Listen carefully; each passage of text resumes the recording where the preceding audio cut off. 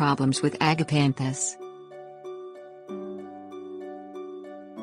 Plants in the Agapanthus genus, commonly called Lily-of-the-Nile, do not have major problems with disease or insects. The problems they have vary by species. Some require protection from cold weather, while others need extra water or require shallow, sandy soil to thrive. Evergreen and deciduous species generally grow in U.S. Department of Agriculture plant hardiness zones 8 through 11, although some cultivars will grow in colder climates. Cold problems. Some Agapanthus need protection from cold in climates that experience freezing weather. Cultivars of the deciduous bell Agapanthus campanula II will grow in USDA zones 8 through 10, and if they replanted outdoors, they can survive temperatures that drop to 23 degrees Fahrenheit. If you mulch them with a 3-inch layer of straw or leaves, they can survive to 20 F. Apply mulch when the weather cools in autumn but before the ground freezes and deciduous species have lost their leaves. Mulching them when the ground is warm and soft can provide a refuge for mice and other rodents. Evergreen species grow better where there's no hard freezes in winter. If you grow lilies in pots in USDA zone 8 or below, bring them indoors before the first fall frost. If you live in a cooler climate, the hybrid headborn Agapanthus headborn will grow in USDA zones 6 through 10. Watering problems.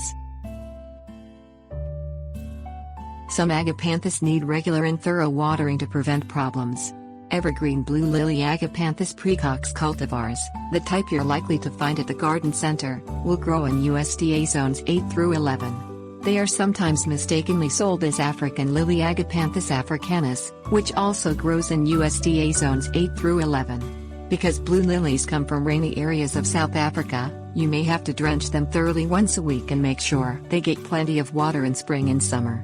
To encourage them to form buds, keep the soil moist until after the flowers begin to fade and fall.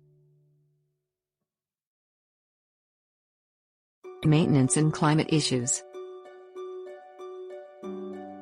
Agapanthus may stop flowering if they become too crowded over time.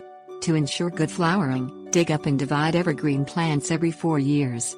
Lift and divide the bulbs of deciduous species every 6 years. To divide Agapanthus bulbs, simply ease the plant out of the ground or its container and use a sharp knife to divide the plant into healthy, roughly equal sections, each with roots attached.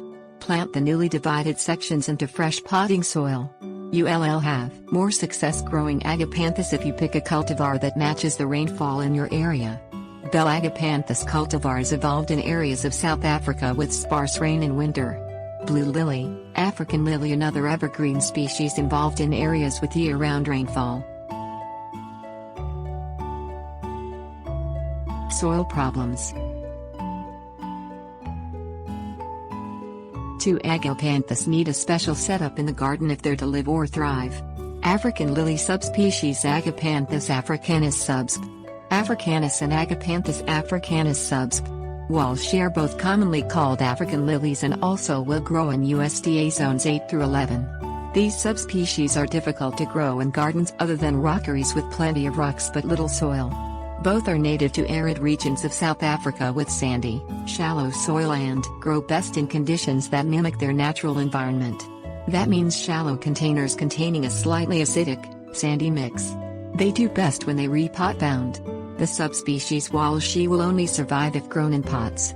To grow it successfully, you need a pot with plenty of drain holes and an extremely well-draining potting mix.